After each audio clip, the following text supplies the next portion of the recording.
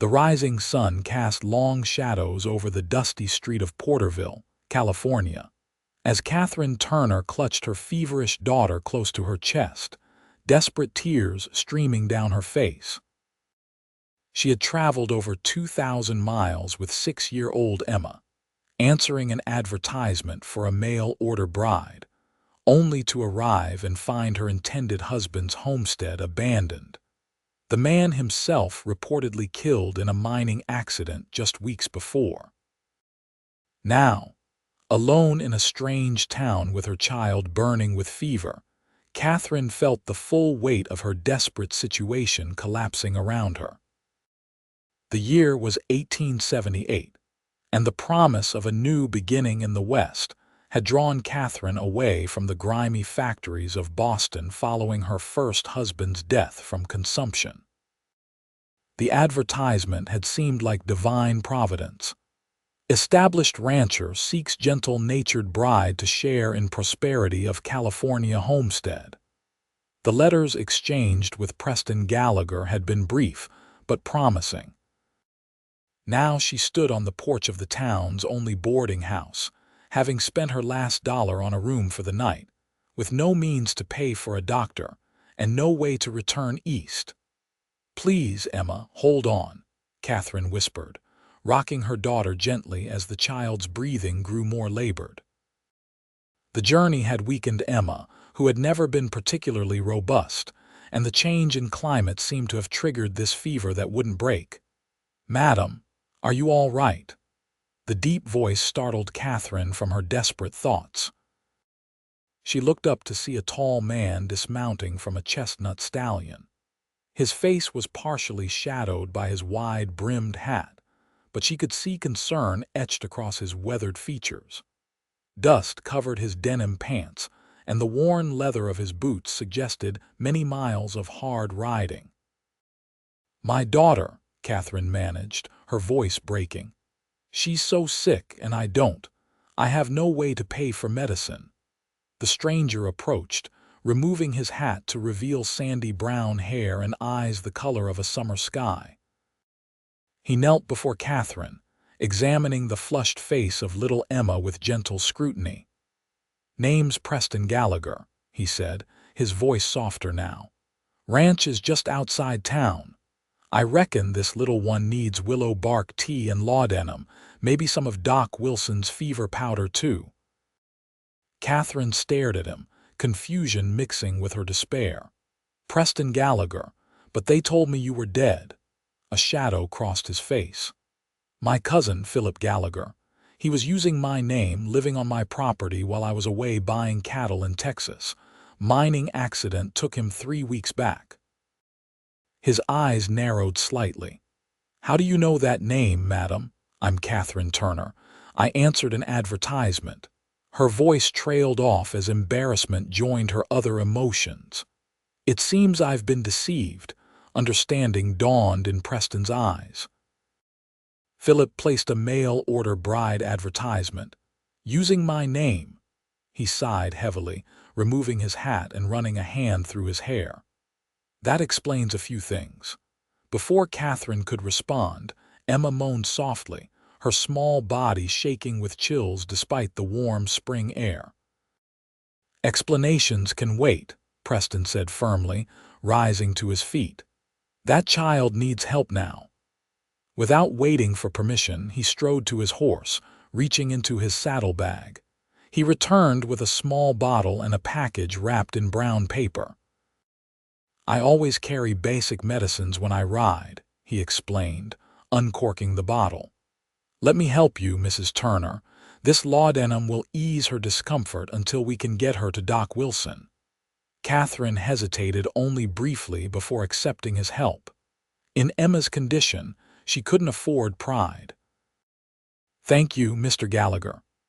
Preston administered a small dose of the medicine to Emma, who swallowed reflexively before settling more comfortably against Katherine's chest. "She needs a proper doctor and a clean bed," Preston said, his voice gentle but firm. "My ranch is closer than the doctor's place in town. I've got a housekeeper who knows her way around sick. Will you trust me to take you both there?" Katherine searched his face, finding only sincerity in his clear blue eyes. With no other options and her daughter's life at stake, she nodded. "Good," he said, his voice filled with quiet authority. "Can you ride?" "Yes," Katherine answered, drawing on memories of childhood in Vermont before her family lost everything. Preston nodded approvingly. "I'll carry the child. You can take my horse and I'll walk alongside." He reached for Emma, and Katherine reluctantly transferred her precious burden to the stranger's strong arms. The ride to Preston Gallagher's ranch was mercifully short, just over 2 miles outside Porterville. Unlike the modest homestead Katherine had been expecting based on Philip's letters, Preston's property revealed itself as a substantial operation. A large, 2-story house painted white with green shutters stood surrounded by well-maintained outbuildings. Fenced pastures stretched into the distance, dotted with cattle. As they approached, a middle-aged woman emerged from the house, wiping her hands on an apron. "Martha," Preston called out, "we need a bed prepared and hot water. This child is sick with fever." The housekeeper needed no further explanation. She hurried back inside, and by the time Preston carried Emma into the house, a bedroom was ready, fresh linens on the bed and a basin of cool water on the nightstand. "Lay her here," Martha directed, turning down the quilt. "I'll fetch my herbal box." Katherine hovered anxiously as Preston gently placed Emma on the bed. The little girl's face was flushed, her nightgown damp with sweat. "Martha knows more about healing than most doctors," Preston assured Katherine. "And I've already sent my ranch hand to fetch Doc Wilson from town." Katherine nodded gratefully, sinking into a chair beside the bed. "I don't know how to thank you, Mr. Gallagher." "Preston, please," he corrected gently. "And there's no need for thanks. I couldn't leave a child suffering." He paused, studying her face with a thoughtful expression. "I'm sorry about my cousin's deception. Philip was troubled, always looking for an easy path." "He seemed sincere in his letters," Katherine said softly, stroking Emma's forehead. "He wrote about wanting a family, about building a life together." "That much might have been true," Preston conceded. "Philip wasn't all bad, just weak, and lonely, I expect." Martha returned with a wooden box filled with dried herbs and tinctures. "This child has the mountain fever," she announced after a brief examination. "I've seen it often enough in these parts. It's not usually fatal if treated promptly." Katherine clutched at this hope. "What can we do?" "Willow bark tea to reduce the fever, elderberry syrup for the cough that's developing, and cool compresses," Martha replied, already measuring herbs into a small pot of water. "And prayer, of course." "I'll leave you in Martha's capable hands," Preston said, moving toward the door. "I need to see to some ranch matters, but I'll check back soon." Left alone with Martha and her daughter, Katherine helped apply cool compresses to Emma's forehead and neck while the older woman prepared her remedies. "You came as a mail-order bride?" Martha asked, her tone conversational rather than judgmental. "Yes," Katherine admitted. "After my husband died, the factory work was killing me slowly and Emma needed better air. The advertisement seemed like providence." Martha nodded sympathetically. "Many women come west that way. Some find happiness, others hardship. You're not the first to arrive and find circumstances changed." "What will I do now?" Katherine whispered, more to herself than to Martha. "First, we get this child well," Martha said practically. "Then you decide. Porterville needs a schoolteacher if you have any education. The current one is marrying the blacksmith next month and moving to Sacramento." Katherine brightened slightly. "I was a teacher before I married. I have my certificate from the Massachusetts Normal School." "There you are then," Martha said with satisfaction. "The Lord provides." For the next several hours, Katherine and Martha worked together to bring Emma's fever down. The laudanum kept the child comfortable, and by evening her breathing seemed easier, though the fever remained. Preston returned at dusk, accompanied by a gray-haired man carrying a black medical bag. Doc Wilson, Preston introduced him, best physician in 3 counties. The doctor examined Emma thoroughly, nodding in approval at Martha's treatments. "You've done well," he told the women. "The fever is mountain tick fever, as Mrs. Holloway suspected. Not usually fatal, but it can be serious in children." He opened his bag and removed several packets. "Continue the willow bark tea. Add this powder to it every 4 hours. Keep her cool and get fluids into her whenever possible." "Will she recover fully?" Katherine asked anxiously. "With proper care, yes," the doctor assured her.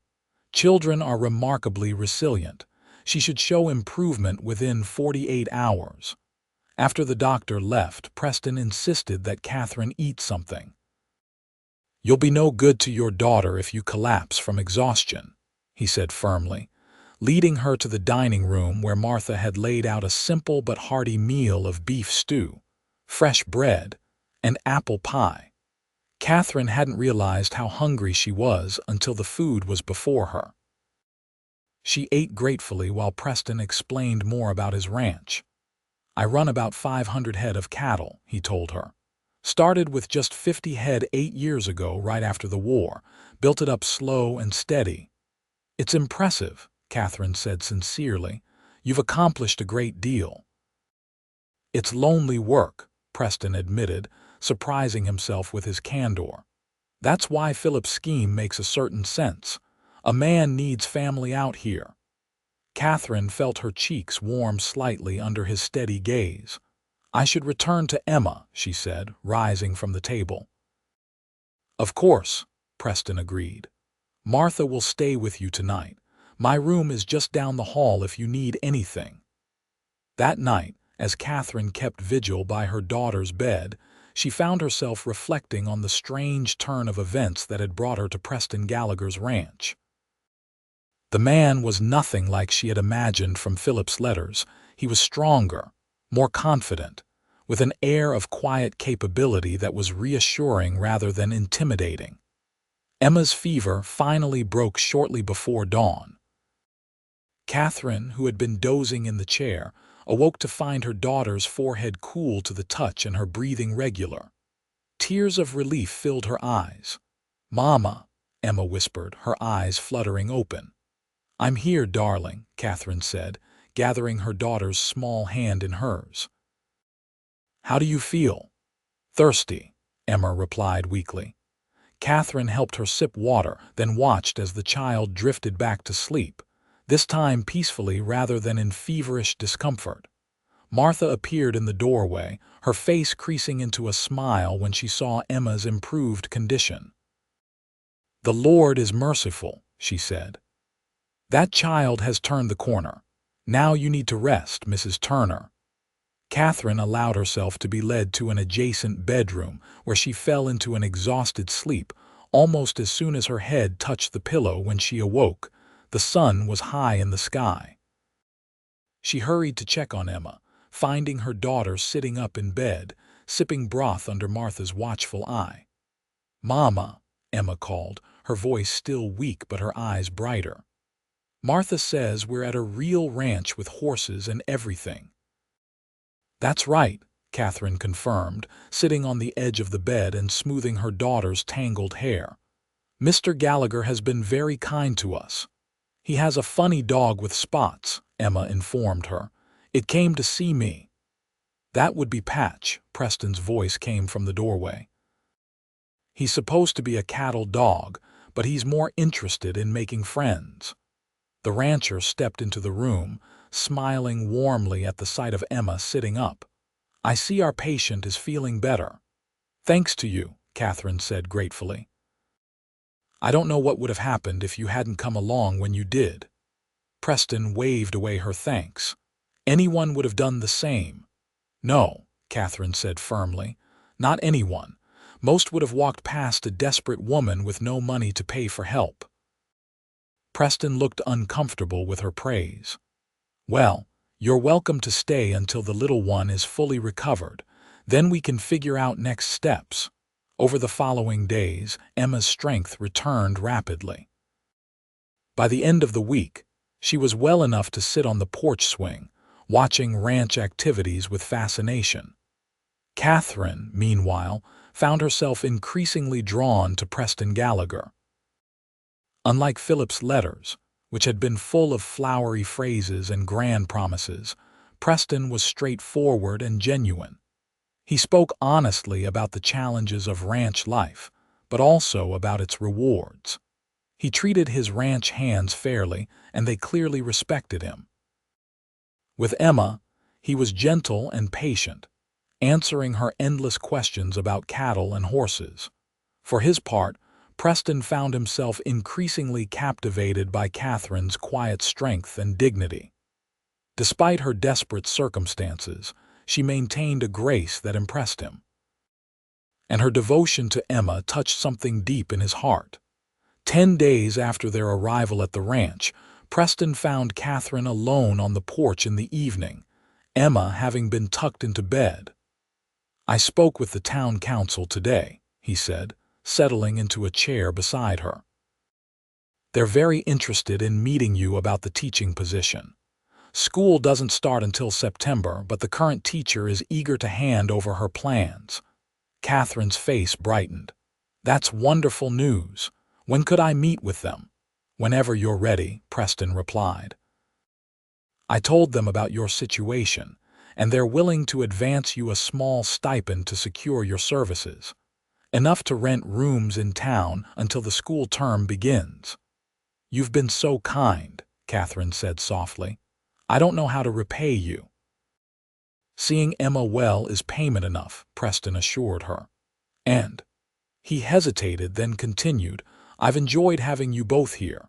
The house hasn't felt this alive in years." Their eyes met in the gathering dusk, and something unspoken passed between them. Katherine felt her heart quicken at the warmth in his gaze. The moment was broken by the sound of approaching hoofbeats.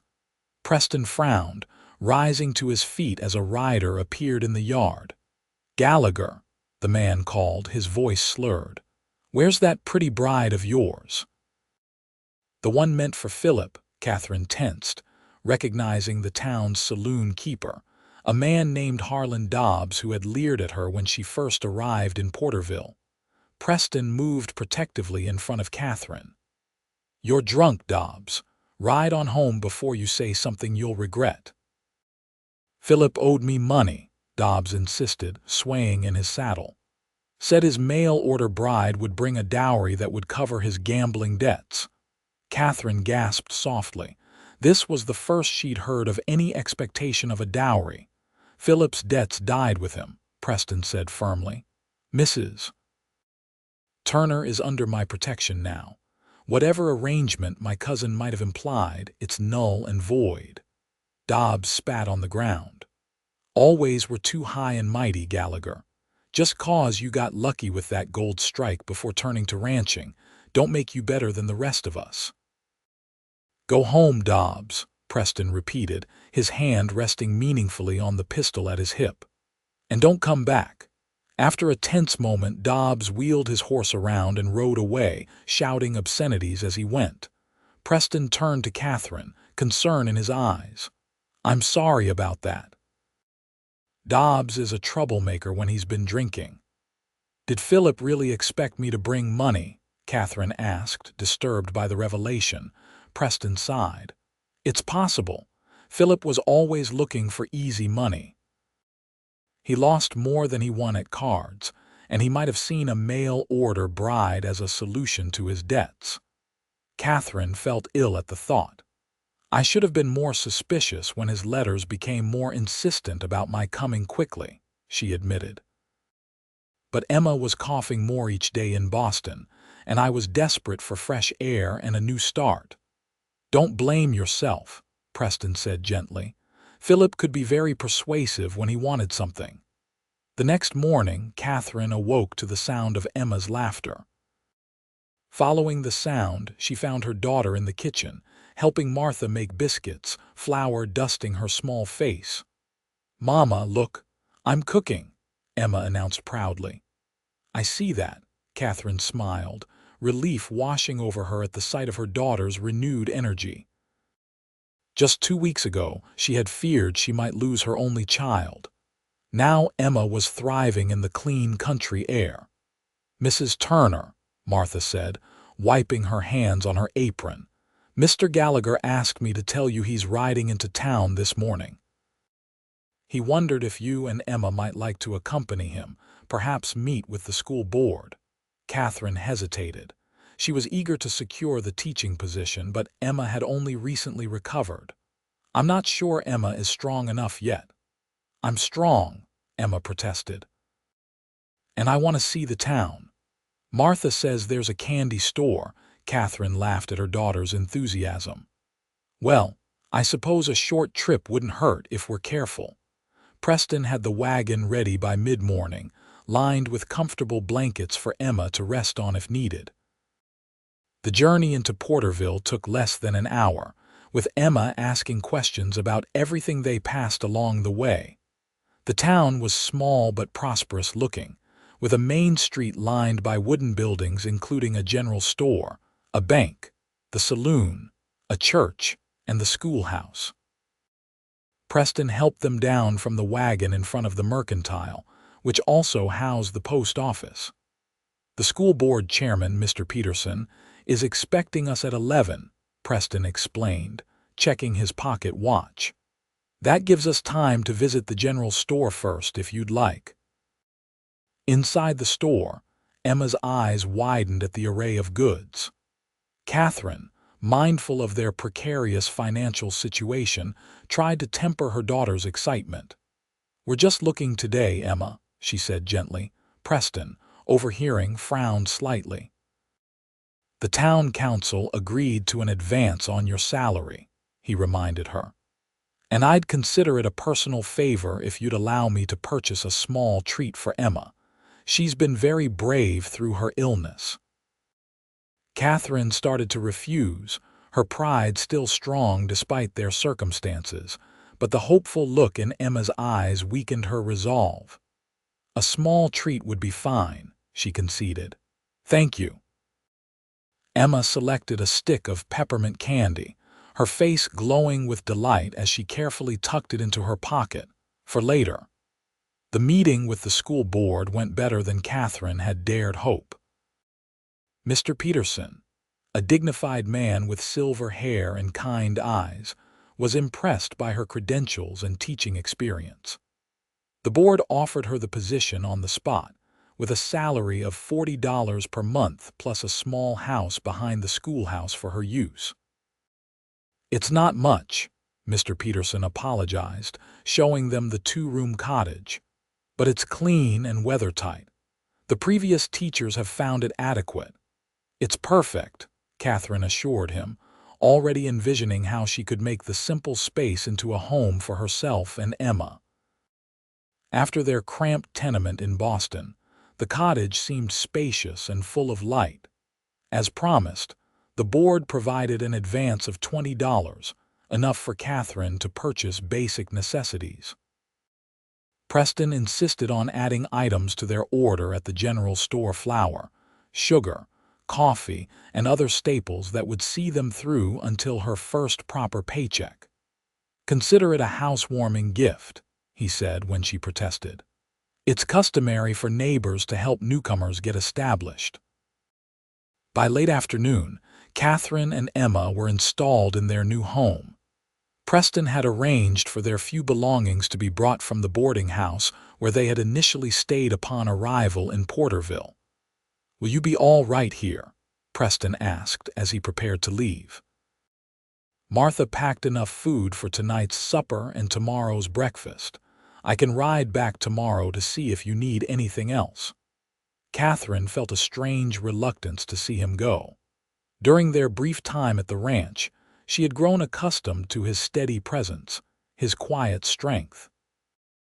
Now, standing in the doorway of the small cottage, she felt suddenly vulnerable. "We'll be fine," she assured him, pushing aside her misgivings. "You've done more than enough already." Preston looked as though he wanted to say more, but simply nodded, touching the brim of his hat in a polite gesture.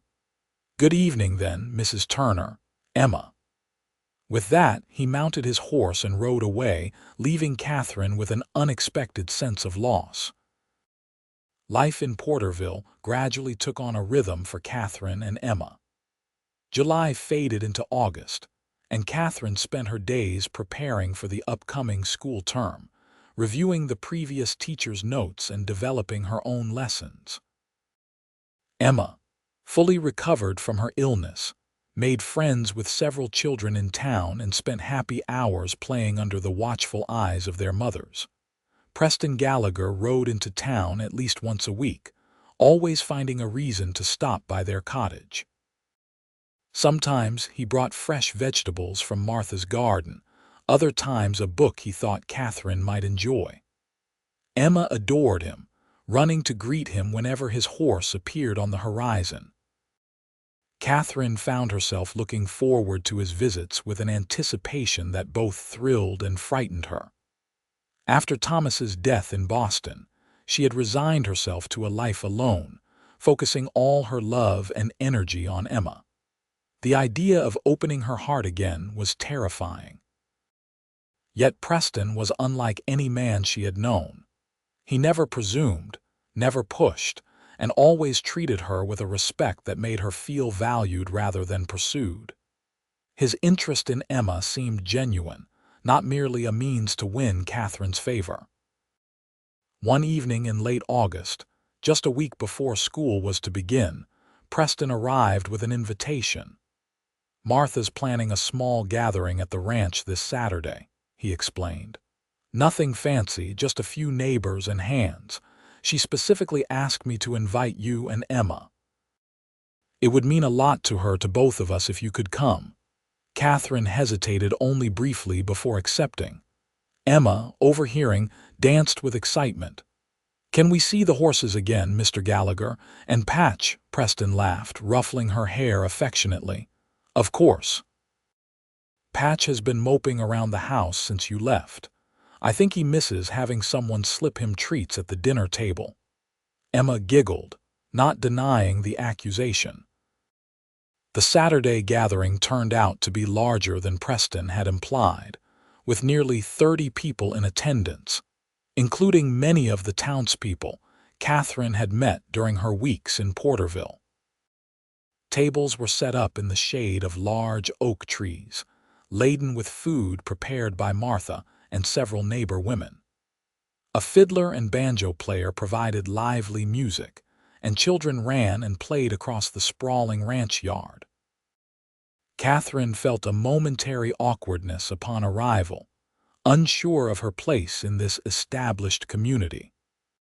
But Preston was immediately at her side, introducing her warmly to those she hadn't yet met, his hand occasionally resting lightly at the small of her back in a gesture that felt both protective and possessive. As the afternoon progressed into evening, lanterns were lit, casting a golden glow over the gathering. The music slowed, and couples began to dance in a cleared area near the musicians. "Would you honor me with a dance, Mrs. Turner?"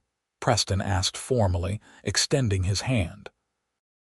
Katherine hesitated, glancing toward Emma, who was playing a game with other children under Martha's watchful eye. "She'll be fine," Preston assured her. "And it's just one dance." Katherine placed her hand in his, allowing him to lead her to the makeshift dance floor. His arm circled her waist, strong and secure, as they moved to the gentle rhythm of the waltz. They had never been this close before, and Katherine was acutely aware of his height, the breadth of his shoulders, and the clean, masculine scent of him. "You look beautiful tonight," Preston said softly, his voice meant for her ears alone. "That blue brings out your eyes." Katherine felt her cheeks warm at the compliment. The dress was one of her few good garments saved from her previous life. "Thank you for inviting us," she said, changing the subject. Emma is having a wonderful time. And you? Preston asked, his blue eyes searching hers. Are you happy here in Porterville? The question seemed to hold more weight than its simple words suggested.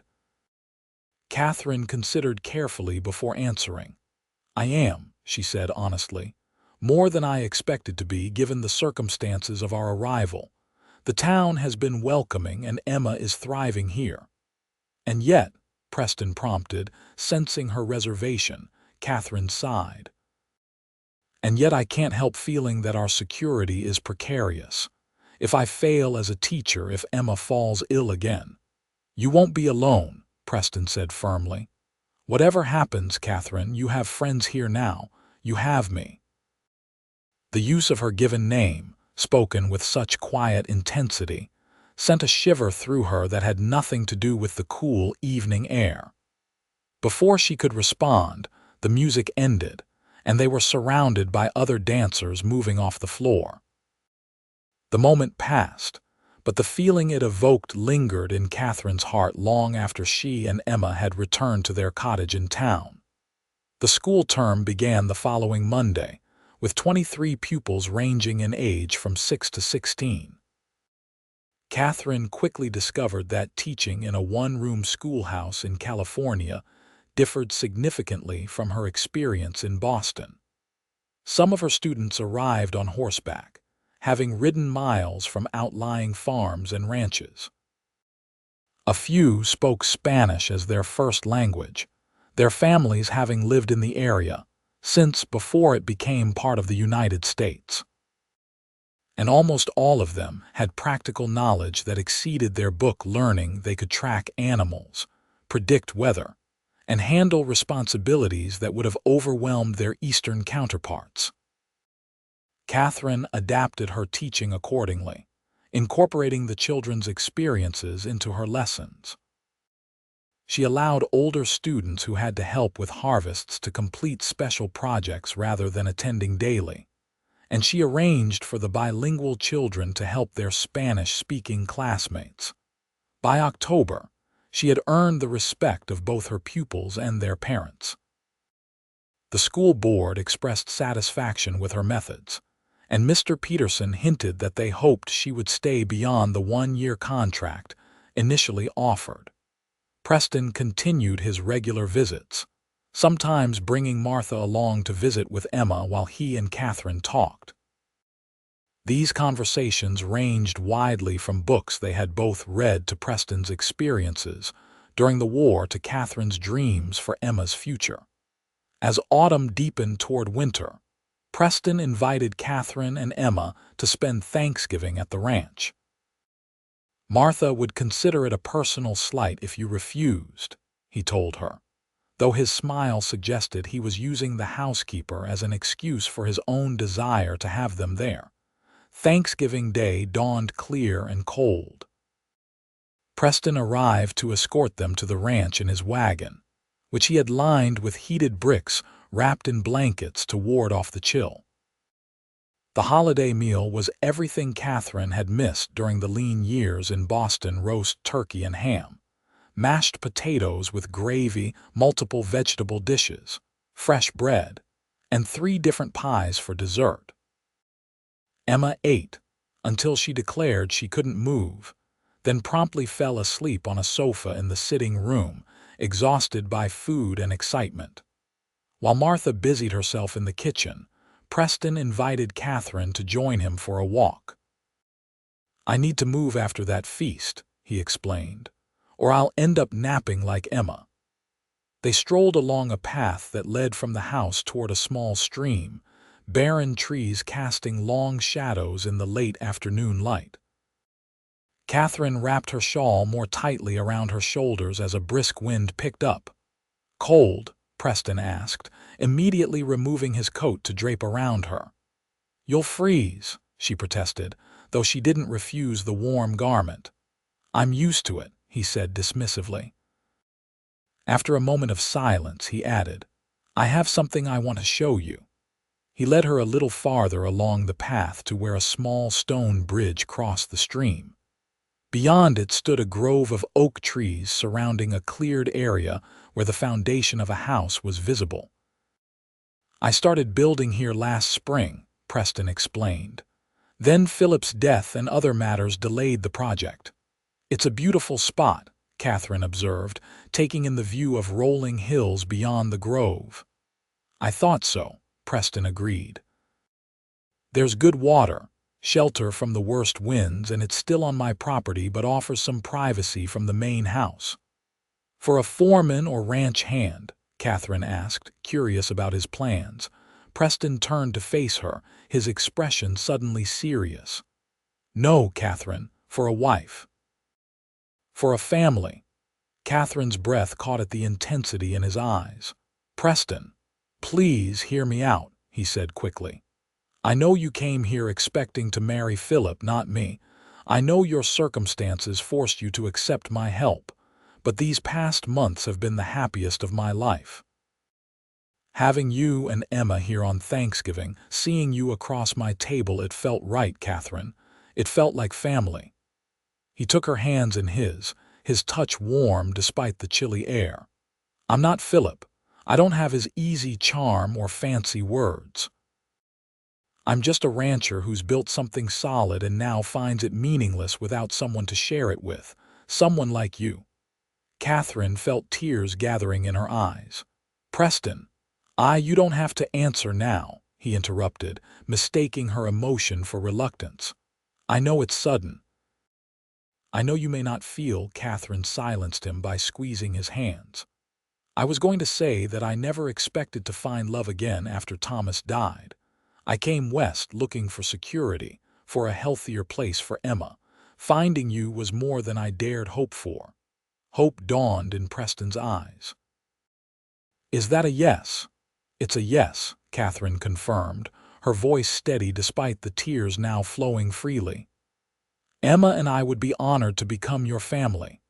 Preston gathered her into his arms, his kiss gentle at first, then deepening as she responded. When they finally broke apart, both were breathless. "We should head back before Martha sends out a search party," Preston said reluctantly. "Or before Emma wakes and wonders where you've gone." They walked back to the house hand in hand, stopping at the porch to compose themselves before entering. Inside, they found Emma still asleep and Martha knitting by the fire. The older woman looked up as they entered, her knowing smile suggesting she read the outcome of their walk in their faces. "About time," she said cryptically, returning to her needlework. Preston cleared his throat.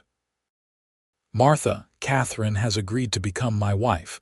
We'll be married as soon as arrangements can be made." "Well, of course she has," Martha replied, unruffled. "Any fool could see you two belong together. Now, who wants pie?"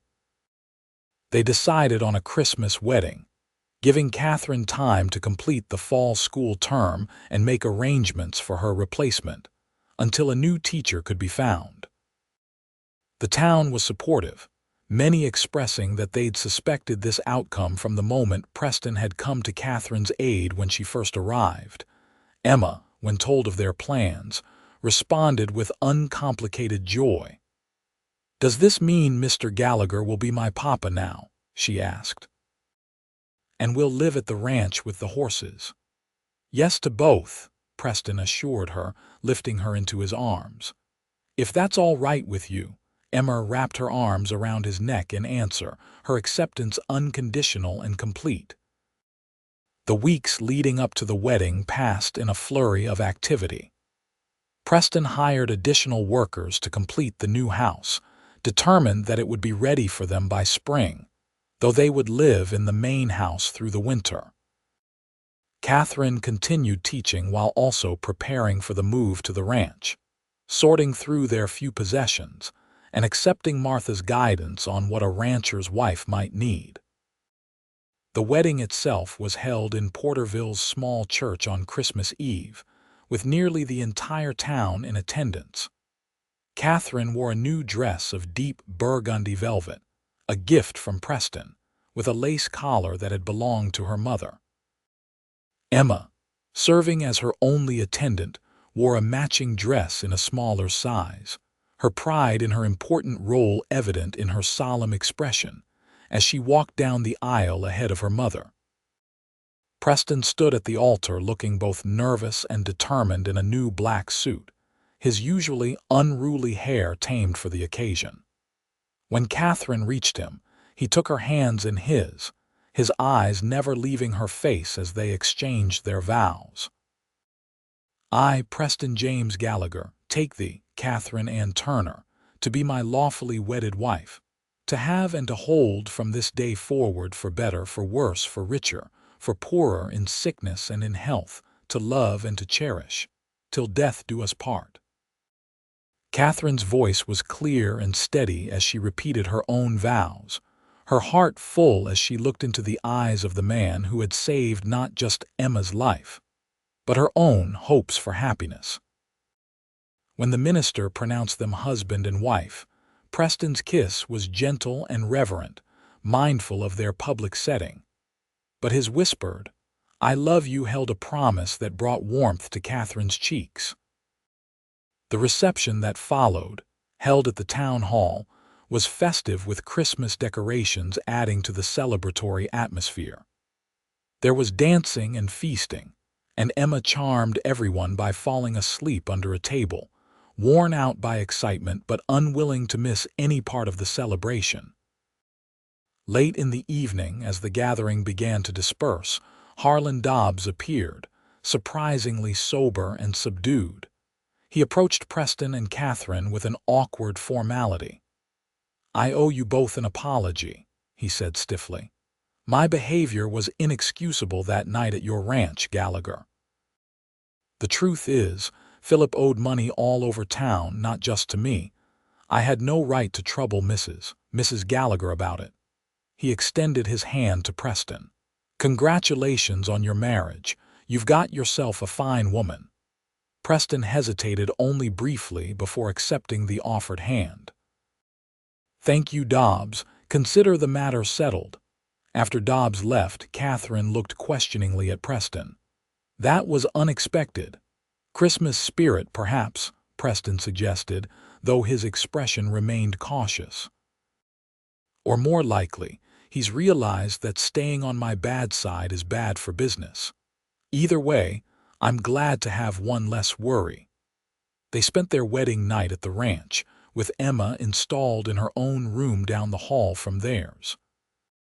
Despite the passion that had been building between them over the preceding weeks, Preston was gentle and patient, understanding that Katherine's only previous experience had been with a husband who, while kind, had lacked his vigor and health.